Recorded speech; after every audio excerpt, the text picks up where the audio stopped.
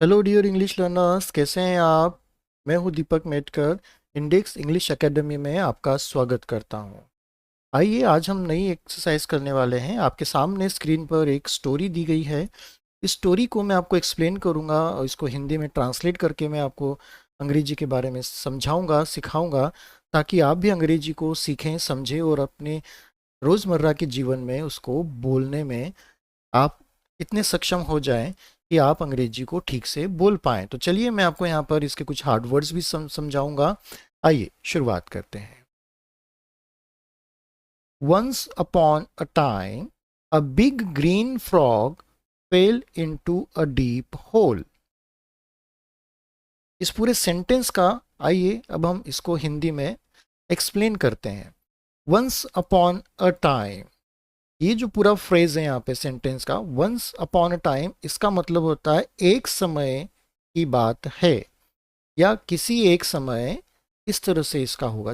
जब भी आपको ये पढ़ने में आए वंस अपॉन अ टाइम कि एक बार की बात है या किसी एक समय, ठीक है, तो आप ये समझ जाइएगा कि वंस अपॉन अ टाइम का मतलब क्या होता है कि एक बार की बात है। ठीक है। A big green frog fail into a deep whole. A big, एक, बड़ा, ग्रीन, हरे, ग्रीन यानी हरा रंग होता है, फ्रॉग यानी मेंढक, फेल यानी गिरा, इनटू में, अ डीप होल, होल यानी गड्ढा, ठीक है, डीप यानी गहरा। तो एक हरा मेंढक एक गहरे गड्ढे में गिर गया, फेल, ठीक है। It tried, it tried to jump out but could not reach the top. अब यहाँ पे आप देखिए, it try to jump out. अब यहाँ पे इट शब्द का उपयोग हुआ है। इट, इट यानी कौन? वह। तो इसका हिंदी में मतलब होता है वह यानी कौन? मेंढक, फ्रॉग। ट्राइड, उसने कोशिश की, टू जंप आउट, बाहर कूदने की, गड्ढे से बाहर कूदने की, जंप आउट यानी बाहर निकलने की या कूदने की, इसका बोल सकते हैं। बट, लेकिन, कुड नॉट, नहीं सका, कुड नॉट का मतलब होगा नहीं सका, रीच द टॉप, टॉप का मतलब होता है ऊपर, रीच यानी पहुंचना, कि वो ऊपर नहीं पहुंच सका। But he could not reach the top, लेकिन वह ऊपर नहीं पहुंच सका। इसका आसान शब्दों में हम कहें तो, लेकिन वो कामयाब नहीं हुआ। तो जाहिर सी बात हम समझ जाएंगे कि वो बाहर आने में कामयाब नहीं हुआ। ठीक है। But could not reach the top. It stopped trying. It stopped trying and began to shout for help. अब यहाँ पे आता है इट। देखिए फिर से यहाँ पे इट आया है, तो इट यानी किसके लिए? इट का मतलब होता है वह यानी कौन? मेंढक, फ्रॉग, ग्रीन फ्रॉग, हरे मेंढक ने। स्टॉप्ड, अब यहाँ पे स्टॉपेड नहीं पढ़ेंगे, इसे स्टॉप्ड पढ़ेंगे। स्टॉप यानी रुक गया, रुका। ट्राइंग, कोशिश, ट्राई का मतलब होता है को, ट्राई यानी कोशिश, आईएनजी लग गया तो एक कोशिश जारी रखना। एंड, और, बिगैन, बिगैन का मतलब होता है शुरू कर दिया, ठीक है, या वह करने लगा। टू शाउट, शाउट का मतलब होता है चिल्लाना। फॉर हेल्प, हेल्प का मतलब होता है मदद। तो इसका क्या मीनिंग बन सकता है? It stop, it stopped trying, उसने कोशिश करनी बंद कर दी या छोड़ दी। एंड, और, began to shout for help, began शुरुआत किया, लगा, वह चिल्लाने लगा, शाउट या वो पुकारने लगा। शाउट का मतलब होता है चिल्लाना भी और पुकारना भी, ठीक है। फॉर हेल्प, कि वह मदद के लिए पुकारने लगा या चिल्लाने लगा। तो ये पूरा सेंटेंस यहाँ पर आ गया। आइए एक बार फिर से हम इसे समझ लेते हैं। Once upon a time, a big green frog fell into a deep hole. एक समय की बात है, एक हरा मेंढक एक गहरे गड्ढे में गिर गया। It tried to jump out. उसने बाहर आने की, निकलने की, या बाहर आने की या कूद कर बाहर आने की कोशिश की, बट लेकिन, could not reach the top, लेकिन वो बाहर नहीं, या वो बाहर नहीं निकल पाया, या वो ऊपर तक नहीं आ पाया। It stop trying and began to shout for help. उसने कोशिश बंद कर दी और अपनी हेल्प के लिए या मदद के लिए पुकारने लगा, चिल्लाने लगा। A hare was playing in the tall grass nearby. अब यहाँ पे आता है a hare, एक खरगोश। ठीक है, एक खरगोश। ओनली हेयर नहीं लिखा है यहाँ पे, साथ में लगा दिया है ए, यानी क्या, एक। एक खरगोश was का मतलब होता है था, प्लेइंग खेल रहा था, एक खरगोश खेल रहा था, इन द में। ठीक है, इन द का मतलब में, इन यानी में, द टॉल ऊंची, ग्रास यानी घास, नियर बाय यानी करीब में या पास ही के। ठीक है, पास ही में। तो क्या इसका मीनिंग बनेगा हिंदी में? A hare was playing in tall grass nearby, कि एक खरगोश खेल रहा था। कहाँ पर खेल रहा था? ऊंची ऊंची घास में, जो कि कहाँ पर था? जो कि करीब ही था। तो एक खरगोश पास ही में या करीब में ही ऊंची घास में खेल रहा था। खेल रहा था इन द सेंस यहाँ पे क्या है कि वो या तो वहाँ पर कुछ चीजें कर रहा हो, या इधर से उधर भाग रहा हो, या वो अपना कुछ न कुछ वहाँ पे टाइम पास या कुछ न कुछ अदर एक्टिविटी कर रहा होगा। तो इसलिए यहाँ पे प्लेइंग दे दिया गया है। ठीक है, he heard the cry and went near the deep hole. अब यहाँ पे आता है ही। अब यहाँ पे किसके लिए आया है? यहाँ पे देखिए ही आया है, ही यानी उसने। ठीक है, उसने यानी किसने? हेयर ने, खरगोश ने। ही जो यूज किया गया है ये खरगोश के लिए किया गया है। ठीक है, और ऊपर जो यहाँ पे इट यूज किया गया था, ये किया गया था फ्रॉग के लिए। अब यहाँ पे ही आया है खरगोश के लिए, ना कि फ्रॉग के लिए। ठीक है, he heard the cry. Cry का मतलब यहाँ पे आता है चिल्लाना या रोना भी हो सकता है। ठीक है, हियर्ड यानी उसने सुना। ही हियर्ड द क्राई, उसने चिल्लाने की आवाज सुनी या उसने चिल्लाना सुना। एंड और वेंट, वेंट का मतलब होता है गया, गो का वेंट हो गया। नियर द डीप होल, गहरे गड्ढे के पास वह गया। तो इसका पूरा मतलब क्या बनेगा हिंदी में? Hare was playing in the tall grass nearby, कि एक खरगोश करीब में ही या पास ही में ऊंची ऊंची ऊंची घास में खेल रहा था। ही हियर्ड द क्राई, उसने चिल्लाने की आवाज सुनी। एंड और went near the deep whole, और वह उस गड्ढे के पास गया। आइए नेक्स्ट क्या लिखा है उसे समझ लेते हैं। I can't get out of this hole, croaked the frog. I can't jump very high. I can't jump very high. आइए इसको एक्सप्लेन कर लेते हैं। अब यहाँ पे आता है, देखिए यहाँ पे जो पूरा का पूरा सेंटेंस है, अब आप देखिए यहाँ पे ये आखिरी में इस सेंटेंस के ऊपर दो कॉमा लगे हैं। ठीक है, तो ये जो है ये हमें ये सिखा रहा है कि यहाँ पर कोई चीज बोल के बताई जा रही है कि वह किसने बोला है, जो संभाषण है। ठीक है, वैसा का वैसा यहाँ पर हमें दे दिया गया है, इसलिए हमें यहाँ पर ये ऊपर ये दिए गए ग्रामेटिकली ग्रामर वाले ये सारे पंक्चुएशन मार्क्स हैं। आई होप कि आपको इसके बारे में पता होगा। यदि आप नहीं जानते तो मेरे पुराने ग्रामर के वीडियो को आप देख सकते हैं, या एक बार दोबारा मैं आपके लिए ग्रामर का वीडियो बनाऊंगा तो उसमें आपको ये पंक्चुएशन मार्क्स वाले चीज़ों को मैं उसमें शामिल करूंगा। चलिए क्या कह रहा है यहाँ पर? I can't get out of this hole. I यानी मैं, कांट, कांट को मैंने आपको बताया था इसके मेरे रीडिंग वाले वीडियो में कि कैंट को हम पढ़ेंगे कैन नॉट, कि मैं नहीं सकता। गेट आउट, बाहर निकल नहीं सकता। ऑफ से दिस होल, कि इस गड्ढे से मैं बाहर नहीं निकल सकता। क्रोक द फ्रॉग, क्रोक अब यहाँ पे आता है क्रोक्ड द फ्रॉग, यानी फ्रॉग ने क्रोक्ड करके कहा। देखिए मेंढक हमेशा क्रोक ही करते हैं, तो यहाँ पर इसलिए बोला है कि क्रोक द फ्रॉग, कि मेंढक क्रोक करके बोला। जैसे क्रोक करते हैं ना मेंढक, जब मेंढक की आवाज आती है उसको यहाँ पर बोलता है क्रोकिंग या क्रोक बोलते हैं, ठीक है। तो मेंढक ने अपने आवाज में जैसे मेंढक बोलते हैं जनरली उस तरह के स्टाइल में उसने कहा, तो इसलिए यहाँ पे आए क्रोक द फ्रॉग, ठीक है। तो I can't get out of this hole, croak the frog.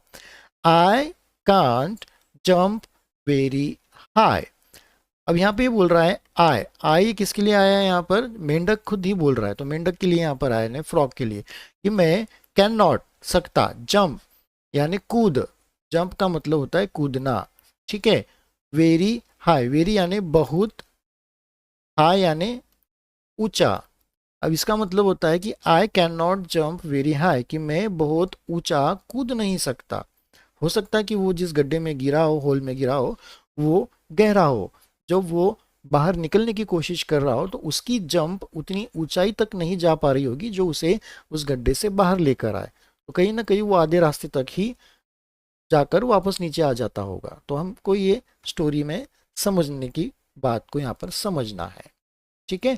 तो I can not get out of this hole, croak the frog, I can not jump very high, तो इसका पूरा मतलब होता है कि मैं इस गड्ढे से बाहर नहीं आ सकता। वो मेंढक ने क्रोक करके कहा, क्रोक करके कहा, I can not jump very high, मैं ज्यादा ऊंचा भी नहीं कूद सकता हूं। Wait a minute said the hare, I know where there is a ladder, I will go and bring it, you can use the ladder and get out. अब यहाँ पर फिर से हमें एक ये दो कॉमर्स दिए हैं सेंटेंस के लास्ट में, ठीक है। चलिए इसका मतलब है कि यहाँ पे कोई ना कोई बोल रहा है, जैसा का उसने कहा है वैसा का वैसा संभाषण जो कम्युनिकेशन है वो यहाँ पर छपा हुआ है, ठीक है। चलिए देखते हैं। वेट अ मिनट, वेट यानी इंतजार करो, अ मिनट यानी एक मिनट, एक मिनट रुको, इसका मतलब ये आएगा इंतजार करो या रुको। सेड द हेयर, सेड यानी कहा, किसने कहा, खरगोश ने कहा। खरगोश ने कहा कि wait a minute said the hare, खरगोश ने कहा कि जरा रुको या एक मिनट रुको। I know where there is a ladder, अब यहाँ पे आया है आई, अब ये आई किसके लिए यूज किया गया है यहाँ पर, हेयर के लिए, ठीक है, खरगोश के लिए, क्योंकि वो बोल रहा है ना आई नो कि मैं जानता हूं, वेयर कहाँ, देयर कहाँ पर, ठीक है, देयर या पर या वहां, ठीक है। मैं जानता हूं कहाँ पर, इज अ लैडर, लैडर का मतलब होती है सीढ़ियां, या जो हम नॉर्मल बनाते हैं ना, दो पाइप को जोड़कर या दो बांस की बल्लियों को जोड़कर बीच में हम बांस के ही छोटे छोटे टुकड़े लगा देते हैं, तो वो बन जाती सीढ़ी ऊपर चढ़ने के लिए। जैसे फॉर एग्जांपल मैं आपके लिए बताता हूँ यहाँ पे, ये देखिए ये लैडर, हम लोग इसको टिका कर दीवार से लगाकर इस पे चढ़ते हैं ना ऊपर, तो ये वाली सीढ़ियाँ, सीढ़ियाँ यानी वो पक्की वाली सीढ़ियाँ नहीं, ये वाली लैडर, ठीक है। अब इसे आपके यहाँ पर आपकी भाषा में क्या बोलते हैं, एक बार आप मुझे ज़रूर कमेंट करके बताइएगा, ठीक है। चलिए, I know where there is ladder, I will go and bring it, I will मैं जाऊंगा, गो कि मैं जाऊंगा, एंड और ब्रिंग इट इसे उसे, इट यहाँ पे किसके लिए आया है, इस लैडर के लिए, ठीक है, कि मैं उसे लेकर आऊंगा, कि मैं जानता हूं कि कहाँ पर सीढ़ी रखी हुई है, मैं जाऊंगा और उसे लेकर आऊंगा। You can use the ladder and get out, you can, अब यू यहाँ पे आया, यू यहाँ पे डिनोट हुआ है फ्रॉग के लिए, खरगोश बोल रहा है, इसलिए वो खरगोश फ्रॉग के लिए यू लगा रहा है कि यू कैन यूज, कि तुम उपयोग कर सकते हो। यूज का मतलब होता है उपयोग, कैन यानी सकना, कि तुम उपयोग कर सकते हो, द लैडर इन सीढ़ियों का उपयोग कर सकते हो, and get out, gate out यानी बाहर जाना या बाहर आना, ठीक है। चलिए तो तुम इसका उपयोग करके बाहर आ सकते हो या बाहर जा सकते हो। तो इसका पूरा फिर से एक बार मीनिंग मैं आपको समझा देता हूँ हिंदी में। Wait a minute said the hare. खरगोश ने कहा कि जरा रुको या 1 मिनट रुको। I know where there is a ladder, कि मुझे पता है कि सीढ़ियाँ कहाँ पर रखी गई है। आई will go and bring it, कि मैं जाऊंगा और उसे लेकर आ जाऊंगा।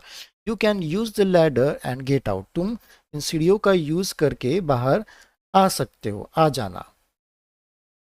अब यहाँ पर आता है thank you croak the frog, I will wait.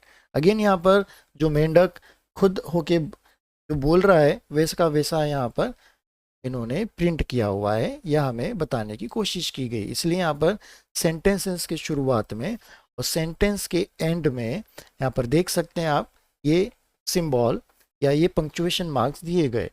Thank you, धन्यवाद, तुम्हारा शुक्रिया। इसका पूरा मतलब होता है थैंक यू यानी धन्यवाद या तुम्हारा शुक्रिया। क्रोक द फ्रॉग, फ्रॉग के बोलने की जो स्टाइल होती है, जो जनरली वो आवाज़ जो निकालते हैं उसको बोलते हैं क्रोक्ड या क्रोकिंग। इसलिए यहाँ पे हमेशा जब भी फ्रॉग बोलेगा तो हमें यहाँ पे क्रोक्ड ही उसके आगे लिख पढ़ने में आएगा, तो croak the frog. I will wait, wait यानी इंतज़ार, विल यानी करूँगा, मैं, आई यानी मैं, तो मैं इंतज़ार करता हूँ या मैं इंतज़ार करूँगा। ठीक है, चलिए। Thank you croak the frog, मेंढक ने कहा धन्यवाद। आई विल वेट, कि मैं इंतज़ार करता हूँ। The hare ran off to fetch the ladder. When he came back with the ladder, he saw the frog sitting outside the hole. अब यहाँ पे देखिए, यहाँ पे कोई ऊपर आपको सेंटेंसेस की शुरुआत में कोई कॉमा वगैरह जो पंक्चुएशन मार्क्स है वो नहीं दिया। इसमें सिर्फ और सिर्फ फुल स्टॉप और कॉमा आया है। ठीक है, चलिए। तो यहाँ पे कोई कुछ कह नहीं रहा है, यहाँ पे वो जो सिचुएशन हुई है उसके बारे में हमें यहाँ पे बताने की कोशिश की गई है। क्या लिखा है यहाँ पे? द हेयर रैन ऑफ, भागा। ठीक है, हेयर कौन? खरगोश भागा। टू किस लिए भागा? लिए। फेच, फेच यानी लेकर आना। ठीक है, द लैडर, फेच लिया लाने के लिए। तो जो खरगोश है वह सीढ़ियों को लेकर आने के लिए भागा। When he came back, when यानी जब, ही, अब यहाँ पे ही जो आया है वह किसके लिए आया है? क्या आप इसका अंदाजा लगा सकते हो? फ्रॉग के लिए आया है या हेयर के लिए आया है? देखिए, कोशिश कीजिए, आप मुझे कमेंट्स करके बताइए। चलिए मैं आपको बता देता हूँ। ही जो है यहाँ पर हेयर के लिए है, खरगोश के लिए है, कि वेन ही केम बैक, कि वह जब, केम आया, बैक यानी वापस, कि जब वह वापस आया, विथ साथ में, के साथ में। ठीक है, के साथ में, द लैडर, कि जब वह सीढ़ी के साथ वापस आया, सीढ़ी लेकर आया। ही सॉ, सॉ का मतलब होता है देखा, सी का यहाँ पे सॉ हो गया है जो कि भूतकाल रूप है। अब इसके पहले ही आया है, ही यानी कौन? अगेन, हेयर के लिए, कि उसने देखा, ही यानी उसने देखा, द फ्रॉग, जो मेंढक है, सिटिंग बैठा हुआ। ठीक है, उसने देखा कि मेंढक बैठा हुआ है। आउटसाइड, आउटसाइड का मतलब होता है बाहर। द होल, गड्ढे, कि वह गड्ढे के बाहर बैठा हुआ है। चलिए इसको फिर से मैं आपको एक बार एक्सप्लेन कर देता हूं। The hare ran off to fetch the ladder, कि जो खरगोश सीढ़ियाँ लेने के लिए भागा। When he came back with the ladder he saw the frog sitting outside the hole, जब वह सीढ़ियों को वापस लेकर आया तो उसने देखा कि मेंढक गड्ढे के बाहर बैठा हुआ है। Oh, said the hare, you have done it, I thought you couldn't get out by yourself. अब ये जो सेंटेंस है इसमें आप देखिए यहाँ पे शुरुआत में फिर से हमें ये पंक्चुएशन मार्क वाले दिए हैं, यहाँ पे साथ में एक्सक्लेमेशन भी है यहाँ पर, ठीक है, और देन कॉमा भी है, फुल स्टॉप भी है। ओके, चलिए तो हम इसको पढ़ते हैं। ओ का मतलब होता है अरे, आश्चर्य से, ठीक है, इसलिए यहाँ पे एक्सक्लेमेशन दिया है। जब भी कोई आश्चर्य वाली बात होती है तो ये जो पंक्चुएशन मार्क होता है उसके आगे लिख छपा होता है या लिखा जाता है। ओ अरे, सेड द हेयर, सेड, से का सेड हो गया है, हेयर यानी खरगोश ने कहा अरे, you have done it, you have done it, तुमने तो कर दिखाया, कि तुम तो बाहर आ गए हो, यानी इसका मतलब ये होता है कि तुमने तो कर दिखाया। आई थॉट, थॉट का मतलब होता है सोचना, ठीक है, लेकिन ये भूतकाल का रूप है कि उसका हो गया सोचा, ठीक है, थिंक का थॉट हो गया। आई यानी मैं या मैंने, ठीक है। अब यहाँ पे मैंने क्या किसके लिए यूज हुआ है, यहाँ पे खरगोश के लिए, हेयर के लिए। मैंने सोचा, यू यानी तुम, अब ये यू किसके लिए आया है यहाँ पर, फ्रॉक के लिए। मैंने सोचा तुम, यू यानी तुम, कुडंट नहीं सकते, कुडंट का मतलब होगा नहीं सकते। गेट आउट, बाहर निकल, ठीक है। बाय, से, यूर सेल्फ, यूर सेल्फ का मतलब होता है खुद या अपने आप से। तो क्या मीनिंग हुआ इसका, I thought you couldn't get out by your self, कि मैंने सोचा कि तुम अपने आप निकल नहीं सकते, ठीक है। ओ सेड द हेयर, अरे, यू हैव डन इट, तुमने कर दिखाया। I thought you couldn't get out by your self, मैंने सोचा, मुझे लगा कि तुम तो बाहर आ ही नहीं सकते अपने आप। I thought so too, croaked the frog, but a snake came into the hole and I just had to get out, so I did. अब यहाँ पे फिर से आप देखिए कि यहाँ पे ये दो पंक्चुएशन मार्क दिए हैं सेंटेंस के स्टार्टिंग में और एंड में, बाकी फिर अदर अलग भी है, फुल स्टॉप भी है, कॉमा भी है, ठीक है। चलिए इसको समझते हैं।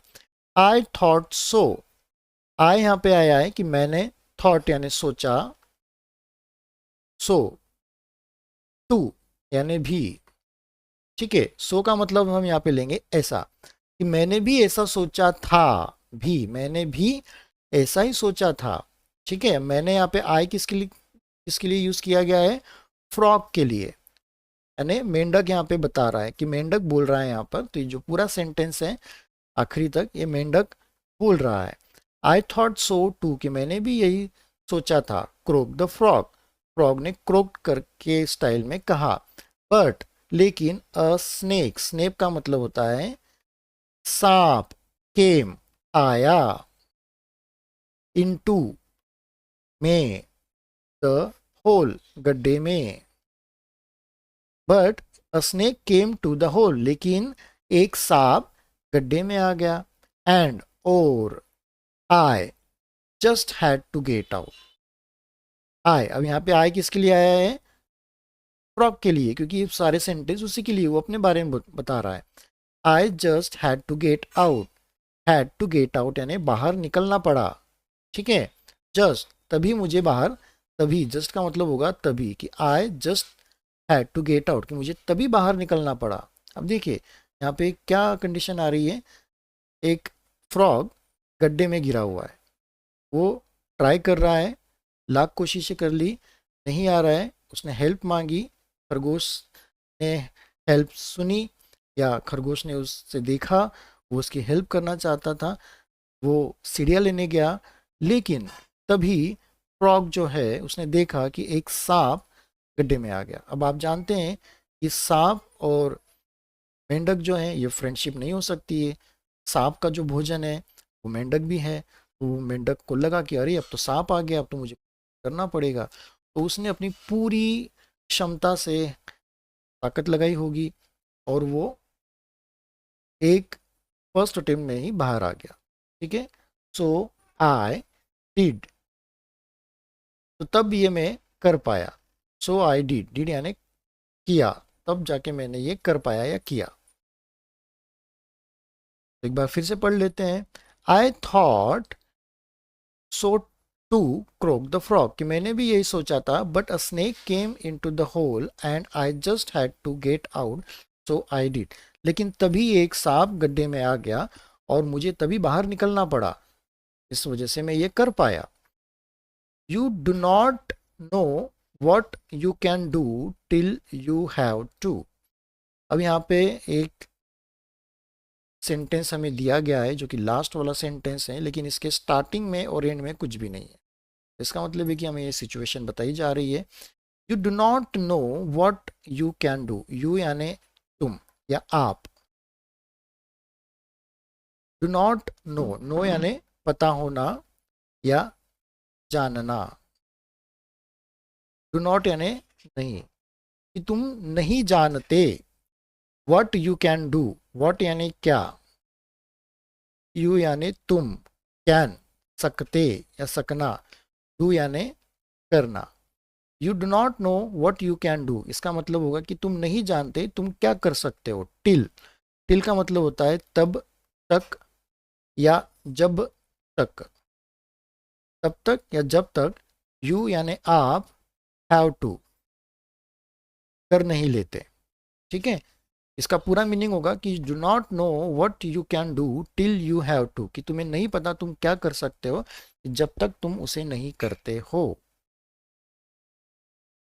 तो डियर लर्नर्स, यहाँ पर मैंने आपको ये पूरी स्टोरी का हिंदी में ट्रांसलेशन और इसके अंदर के हार्ड वर्ड्स के बारे में भी मैंने बताया। आई होप कि आपको आज की वीडियो से काफ़ी हेल्प मिली होगी।